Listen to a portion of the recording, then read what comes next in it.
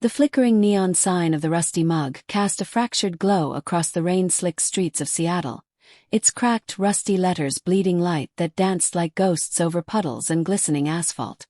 Shadows stretched long and wavering in the puddles, twisted shapes morphing under the erratic pulse of the neon's glow. Inside, I sat alone at the corner bar, nursing a lukewarm beer that offered no comfort. At 46, I was Alaric, a quiet, methodical IT specialist, a man who solved digital puzzles and cleaned up tangled messes. But tonight, my own life felt like an unsolvable riddle, shattered beyond repair. The rain tapped a mournful rhythm against the bar's fogged windows, mirroring the storm raging inside me, an unbearable tempest of disbelief, heartbreak, and rage. Just 3 weeks ago, my life with Isolde had seemed stable, if not perfect. 18 years of marriage, a shared home, and a life built on routines and quiet understanding.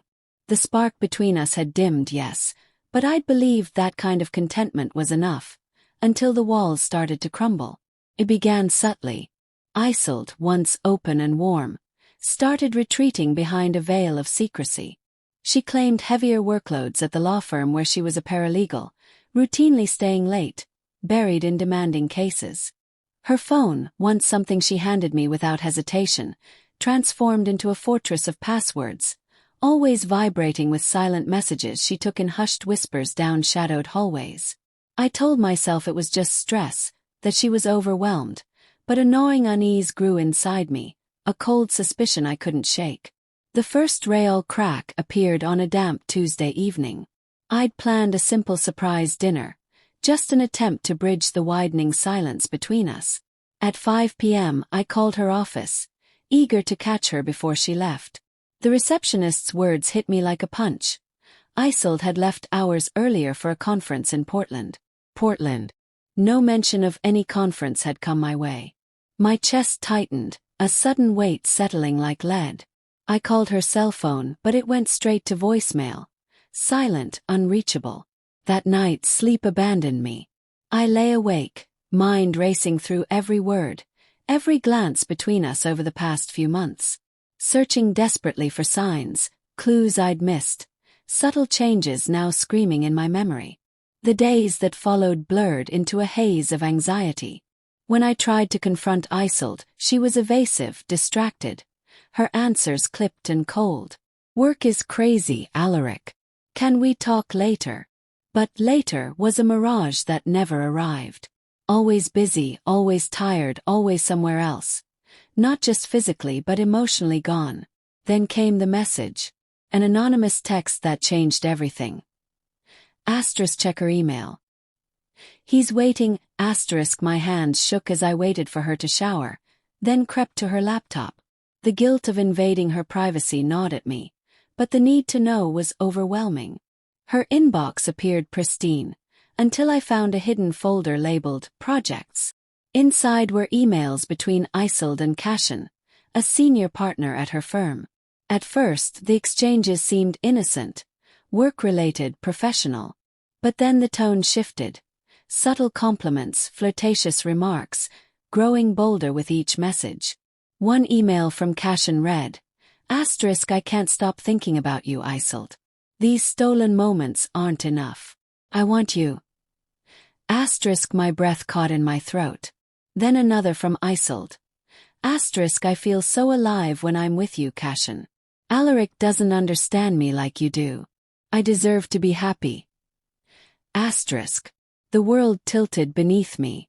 The woman I had trusted, loved, and shared my life with was not only betraying me. She blamed me for her unhappiness. The emails detailed secret lunches, late-night rendezvous, whispered promises of a future with him. I was drowning in a sea of betrayal, suffocated by the weight of their deception. That night, I confronted Isolde. The laptop open on the kitchen table, the glowing screen displaying their love letters like a neon indictment. She denied everything at first, gaslighting me, accusing me of paranoia, insecurity. "You're imagining things, Alaric. Cashin is just a colleague." But the cracks in her facade were visible, guilt radiating from her like poison. When I pressed her, the walls fell away, and she broke down, tears streaming as she confessed the affair. She painted Cashin as her soulmate, the one who finally understood her. "I didn't mean for it to happen, Alaric. But I'm in love with him." The words stabbed like a knife, twisting deep into my chest. In love. What about us? Our life? Our marriage? I whispered, voice breaking. "I don't know," she murmured. "I haven't been happy for a long time. I thought maybe we could work through it." But the doubt in her voice was an abyss I couldn't cross. The following weeks were a hellish blur. We lived under the same roof, but we were strangers, ghosts occupying the same space. I clung desperately to the idea of reconciliation, suggesting counseling, open talks, anything. But Isolde was already gone, her heart and soul tangled irrevocably with Cashin's. I sought refuge at the bottom of whiskey bottles, trying to drown the nightmares that haunted my sleep, visions of them laughing, their faces twisted in cruel mockery. One rain-lashed evening, driven by despair and anger, I decided to confront Cashin. I drove to his sprawling Medina mansion, parked across the street under the relentless downpour, watching. Hours crawled by, until a sleek car finally pulled into the driveway. Out stepped Cashin, tall, confident, arrogant, and behind him Isolde, radiant, her hand possessively on his arm. A wave of nausea washed over me. Watching them together, so carefree, so in love, shattered the last slivers of hope. I wanted to scream, to fight, but grief and rage rooted me to my seat. Time stretched endlessly as I watched them disappear inside, the cold fury inside me beginning to boil. I resolved not to be their victim any longer. I began to document everything: emails, photos, witness accounts. I hired a private investigator, building a meticulous case. I spoke with a lawyer preparing for divorce, intent on protecting my future. As I dug deeper, a darker truth emerged. Cashin had a pattern. A predator who preyed on vulnerable women at the firm, seducing them with his charm before discarding them coldly. Isolde was just his latest conquest. Armed with damning evidence, I leaked everything anonymously to the law firm's partners, exposing not just the affair, but Cashin's history of misconduct. The fallout was swift and brutal. Cashin was forced to resign in disgrace, his reputation in ruins. Isolde was ostracized, her career shattered. But I wanted more than their disgrace. I wanted justice. I filed an alienation of affection lawsuit against Cashin, an old legal weapon rarely used, but perfect for my purpose.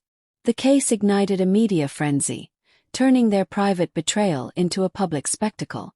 Reporters hounded them, dissecting every detail. Their love story crumbled into bitterness and resentment under the harsh spotlight. As their lives imploded, I felt a cold satisfaction. I had exposed their lies, made them pay. Yet the victory tasted hollow. The wounds of betrayal ran deep and raw. The divorce was final. I walked away with a settlement that secured my future but couldn't buy back the past. I sold our home, the memories too thick in the walls, and moved into a small apartment overlooking Puget Sound. The vastness of the ocean became a balm for my restless soul. Rebuilding was slow and painful. Trust felt fragile, love a distant dream. But I persisted. I threw myself into my work, my hobbies, volunteering at an animal shelter where the unconditional love of dogs soothed my fractured heart. Eventually, I dared to date again, cautiously opening myself to the possibility of happiness. Then came Bront, a kind, compassionate woman who saw past my scars and helped me heal. Together, we built a life grounded in honesty, respect, and trust. One evening, walking the beach beneath a blaze of sunset, she turned to me, her eyes soft with love. "You deserve all the happiness, Alaric. You've been through hell and come out stronger." I smiled, squeezing her hand. "I couldn't have done it without you. You taught me to trust, to love again." As the sun dipped beneath the horizon, I felt the weight of the past finally ease. The storm of betrayal had passed, leaving a calm I thought I'd never find. Years later, closure came unexpectedly. A detective from Los Angeles called to tell me Cashin had been arrested for fraud and embezzlement, swindling millions from clients. His charm was a mask for a ruthless con artist. Justice had found him at last. I never saw Isolde again. Rumor had it she'd moved to a quiet Oregon town, living a simple life as a waitress. I wondered if she ever thought of me, of what we'd lost. I hope she found some peace. My story is a cautionary one. Betrayal can shatter your world without warning, but survival is possible. Trust can be rebuilt. Love can be found again. And sometimes the universe balances the scales in its own time. The rain has stopped. A sliver of moon peeks through clearing clouds. I finish my beer, the bitter taste lingering. It's time to go home to Bront, to the life I've rebuilt. The scars remain, but they no longer define me. I am Alaric, a survivor, and finally I am free.